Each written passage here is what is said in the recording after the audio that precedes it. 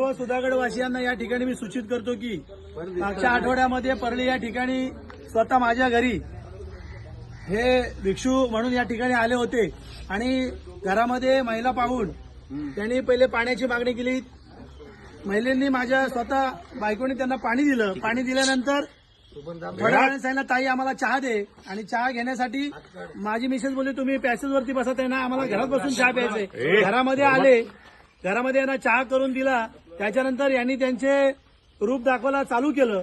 खऱ्या अर्थाने परमार्थ करणारा आलेल्या माणसांनी बाई माणूस बघून त्या ठिकाणी तिला वश करण्याचा प्रयत्न केला.